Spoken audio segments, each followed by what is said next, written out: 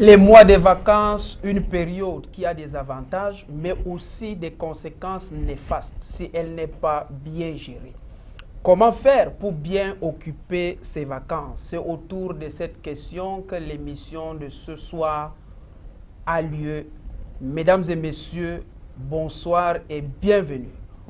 Pour évidemment débattre ce thème, mesdames et messieurs, nous avons nos invités sur ce plateau qui sont des pédagogues mais aussi des experts en communication. Et je reçois en premier lieu monsieur Aminou Djaligé, qui est enseignant du secondaire et enseignant-chercheur aussi en même temps.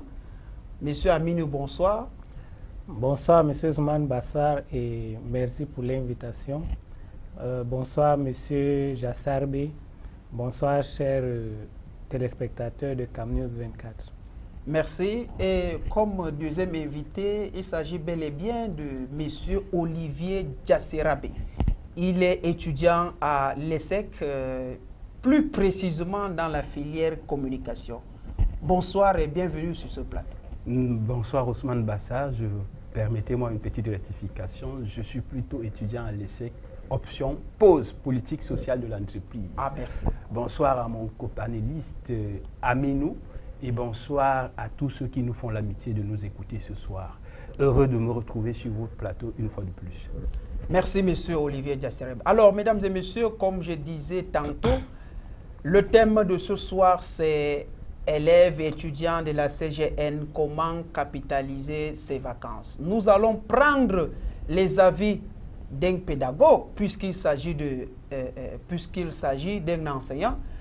C'est monsieur Aminou Djaligé. Vous, en tant qu'enseignant, et qui est synonyme d'un pédagogue, qu'est-ce que vous pouvez dire? Comment est-ce qu'un élève ou un étudiant pourra capitaliser ses vacances? Ok, merci pour la question, M. Ousmane Bassa. Déjà, les vacances sont un peu les périodes dont les cours à l'école sont interrompus. Oui. Et dont les élèves peuvent, n'est-ce pas, prendre du repos, oui, naturellement. Et je voudrais dire ici que on peut rendre ces vacances plus utiles, où on peut tirer beaucoup d'avantages pendant ces vacances. Oui. Les vacances ne sont pas faites seulement pour se reposer. On peut se reposer pendant 2 ou 3 semaines et à un moment donné, il faudra, n'est-ce pas, trouver quelques occupations qui sont utiles. Bon, si vous demandez mon avis, qu'est-ce que je peux conseiller à mes élèves, par exemple, oui, et à tous les élèves qui nous regardent en ce moment, oui, c'est que, par exemple, pour les plus petits du premier cycle, oui, ils peuvent, par exemple, faire les cours de remise à niveau, parce que vous savez, M. Ousmane Bassa, cette année, nous avons eu beaucoup d'interruptions pendant l'année. Ah ouais. Du coup, les élèves peuvent, par exemple, faire les cours de remise à niveau. Ils peuvent également contribuer même à la scolarisation. En quoi faisant? Ils peuvent aider les parents ou bien ils peuvent faire un petit commerce qui contribuera, n'est-ce pas, à acheter par exemple les documents et ainsi de suite. Bon, oui, avant de continuer, M. Aminou Djaligé, vous avez parlé des petits commerces. Est-ce que cela signifie que vous encouragez les enfants qui vendent partout dans la rue? Bon, évidemment, c'est peut-être la méthode utilisée qui n'est pas la bonne, mais déjà, je les encourage parce qu'il y en a, par exemple, qui n'y vont plus à l'école l'année qui suit par faute de moyens. Ouais. Donc, du coup, si un enfant peut se battre déjà avec un petit commerce et qui est, je vais dire, fait de manière responsable, je pense que ça devra aider certains parents qui n'ont pas assez de moyens. Ok. Je vais revenir vers vous, M. Aminou. Bon, je reviens à vous, M. Olivier Jasserabe. Vous êtes étudiant ce qui signifie que vous avez une expérience donnée dans votre parcours estudiantil.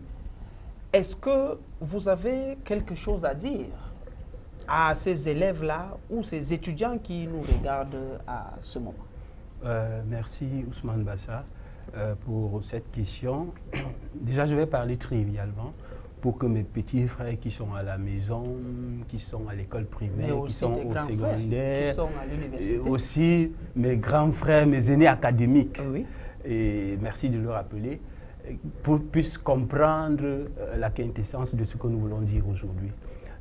Premièrement, pour valoriser, pour capitaliser ces vacances, il faut comprendre que la première chose à faire, c'est de définir les objectifs. Généralement, on dit souvent qu'après l'école vient la récréation. Définir les objectifs. Les objectifs. Généralement, on dit, Ousmane Bassa, qu'après l'école, c'est la récréation. C'est une grave, pour ne pas dire une grande erreur, c'est une grave erreur.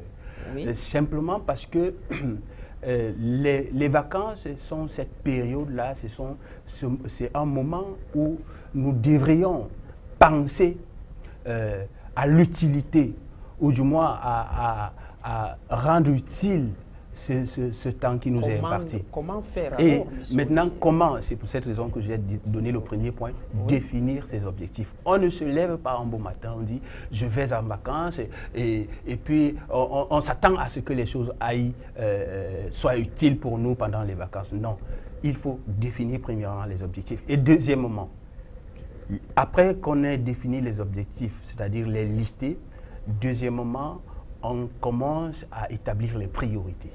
Les priorités. Les priorités font en sorte qu'on gère le temps qui nous est alloué, qui nous est imparti, ces temps des vacances-là. Parce qu'on se dit généralement que comme on a tout le temps, comme c'est les vacances, on a tout le temps, on peut faire ce qu'on veut, au moment où l'on veut, comme on veut. Pourtant, le challenge, l'enjeu ici, c'est de rendre utile. Quelqu'un vous dira, pour moi, rendre utile mes vacances, c'est de bien jouer au ballon, de faire les jeux vidéo. En quoi cela t'est utile? Qu'est-ce que cela t'aura rapporté à la fin de ces vacances? C'est de ça qu'il s'agit. Et c'est là la question fondamentale de ce débat. Comment est-ce que je pourrais rendre utile mes vacances en ce sens qu'à la fin de mes vacances, je me tienne et je dise, voilà, j'ai réalisé telle chose. Si pour les élèves qui vont se lancer dans le commerce, bon, voilà, à partir du commerce, j'ai aidé maman, j'ai économisé tant qui me permettront de payer ma scolarité. Pour ceux qui sont au champ, ils vous diront, j'ai pu labourer, j'ai pu cultiver une assez grande parcelle de d'oignons ou de maïs qui pourront permettre à ce que les parents, qui pourront soutenir mes parents à payer ma scolarité. Maintenant, pour ceux qui sont dans les stages, parce qu'il faut le rappeler, pour ceux qui sont à l'université, qui cherchent, qui font dans les stages, il faut comprendre qu'il y a une plus-value dans la recherche de la connaissance. L'école ne s'arrête pas lorsque les vacances sonnent. L'école continue. Et il faut, c'est le moment plus que jamais d'approfondir les recherches. Ce que je n'ai pas pu comprendre pendant que nous étions à l'école en classe, je cherche à comprendre. Je vais prendre un exemple pour que nous comprenions facilement. Je fais première. Pour essayer de vous relancer, M.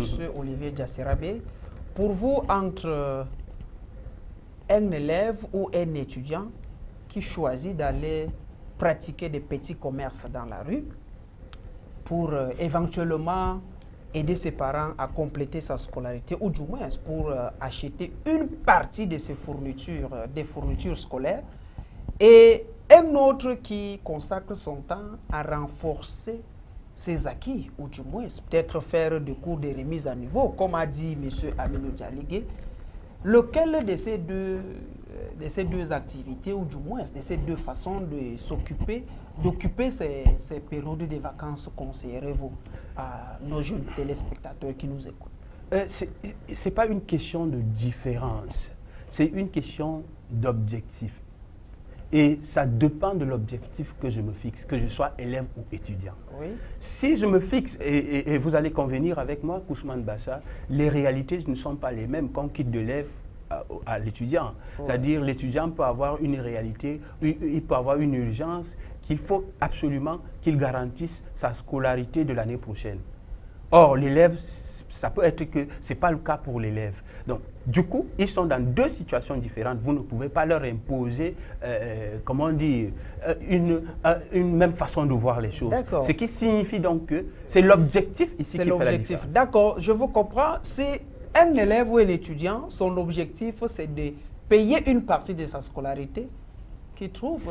Oui, en fonction de la situation dans laquelle il se trouve. Il y en a qui n'ont pas de parents, et pour ceux-là qui ont des facilités à payer leur scolarité et de s'acheter les fournitures scolaires, ils peuvent compléter leur formation pendant les mois de vacances. Ils peuvent, exactement, ceux-là, ils peuvent se trouver un objectif, celui de renforcer leurs connaissances, que ce soit sur le Merci, monsieur Olivier. Alors, je reviens maintenant à vous, monsieur Aminou Djaligé. Je suis sûr que vous vous dites que mais je ne vous ai pas accordé suffisamment de temps de parole.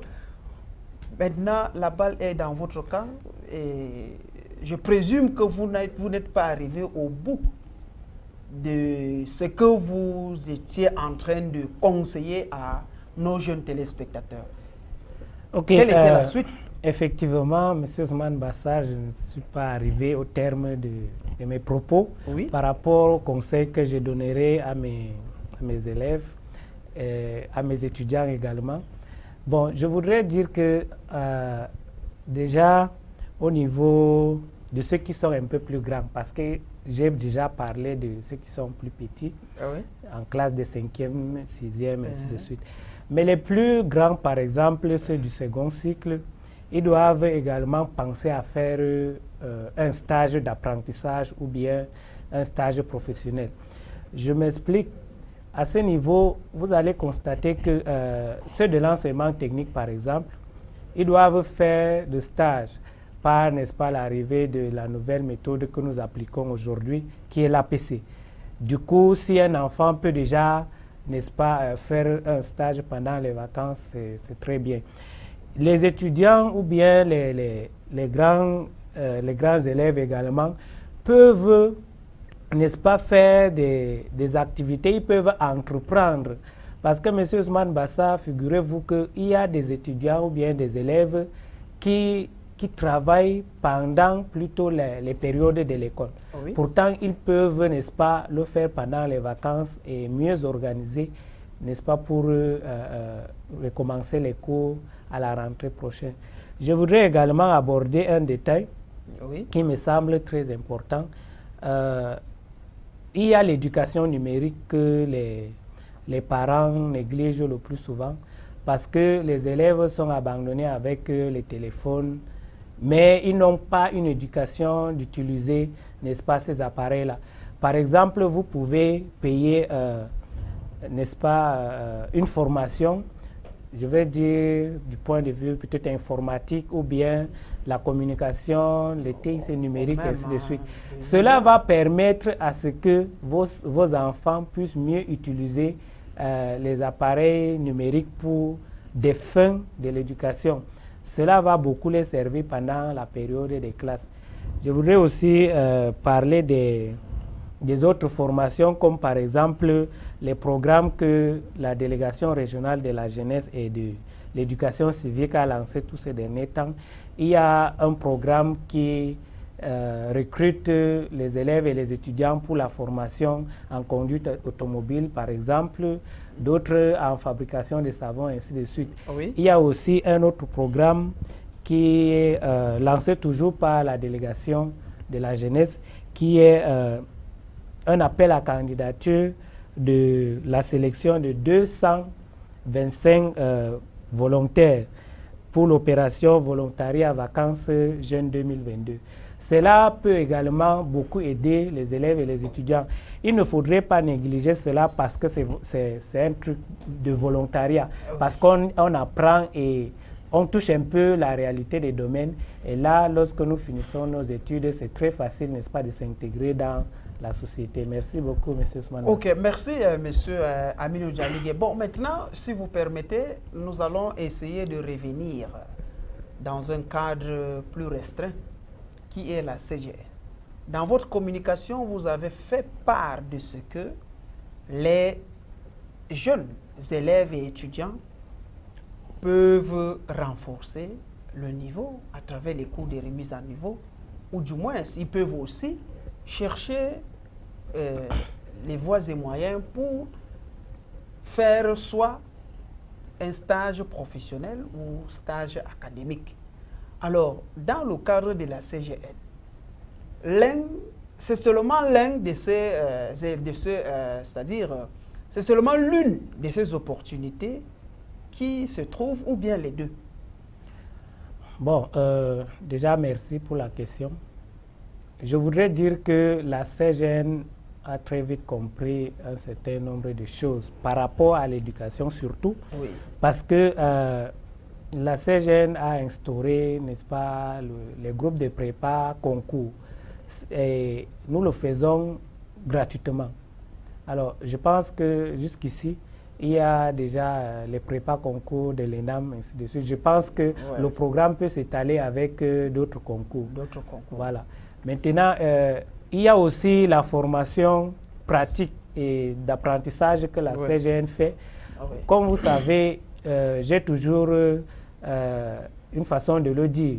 La CGN a compris l'utilité du numérique et on fait par exemple les formations dans les entrepreneuriats à travers, n'est-ce pas, les visioconférences. Et il y a aussi l'accompagnement qu'il ne faut pas oublier, M. Ousmane Bassa. Oui. Donc, par exemple, pour les élèves qui sollicitent des stages ou bien les étudiants, les membres de la CGN les accompagnent. Il ne faut pas attendre que c'est d'abord la CGN qui doit collecter les demandes de stage ou bien un membre de la CGN peut vous aider à obtenir un Merci, monsieur Aminou Dialigué. Pour l'information de nos téléspectateurs, la CGN fait dans les deux. Elle œuvre pour, c'est-à-dire le renforcement des capacités, remise à niveau et prépa concours. Elle offre également des stages à ces jeunes élèves et étudiants. Merci pour cette information très capitale. Alors, Monsieur Olivier Djasserabe, s'agissant toujours de la CGN, avez-vous quelque chose à ajouter? Oui, au-delà des opportunités que vient d'énumérer Monsieur Aminou, je comprends que il est dans sa mission pédagogique. En ce sens qu'il informe... C'est un pédagogue quand même, il informe, un enseignant-chercheur. En ce sens qu'il informe les élèves, les étudiants de toutes les opportunités qui peuvent exister non seulement dans notre société, mais aussi à la CGN, qui est partie intégrante de notre société. Je voudrais, à côté de cela, dire Ousmane Bassa, et je reviens sur ce que je disais, notamment sur le point l'élaboration des priorités. Ousmane Bassa, on ne peut pas, même si la CGN vous offre toutes les opportunités du monde, si vous n'avez pas compris, parce que je suis heureux qu'aujourd'hui le superviseur général de la CGN nous prêche par l'exemple, c'est que tout doit être pensé, tout doit être anticipé. Les vacances qui sont les mieux gérées, qui sont les mieux utiles, sont celles-là, c'est une vacance, sont celles-là qui sont anticipées. Et l'information capitale que je voudrais passer à nos jeunes frères, à nos aînés académiques, c'est de leur dire que, chers amis, nous devons tous anticiper, je le dis humblement, anticiper nos vacances. Les vacances, l'année, en fait, la scolarité de l'année prochaine dépend de comment nous avons utilisé, ou du moins géré nos vacances. Si vous gérez mal vos vacances, alors n'attendez pas à ce que l'année scolaire vous sourie naturellement. Non, non, ça se prépare. Et chaque élève, chaque étudiant qui est membre de la CGN, et nous l'avons compris au travers de différents séminaires, Aujourd'hui on en a même eu un. Et je suis très heureux que ces questions reviennent pour galvaniser l'étudiant, pour galvaniser l'élève.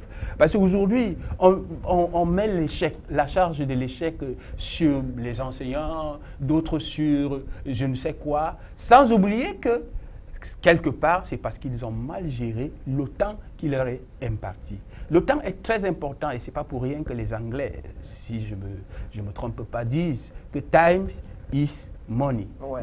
Le temps, c'est l'argent. Ok, merci Olivier Djassirabe. Alors, chers téléspectateurs, nous faisons appel à nos parents, et ce qui veut dire aux parents des élèves et étudiants de jeter un regard sur les vacances de leurs enfants pour que cette période-là leur soit bénéfique.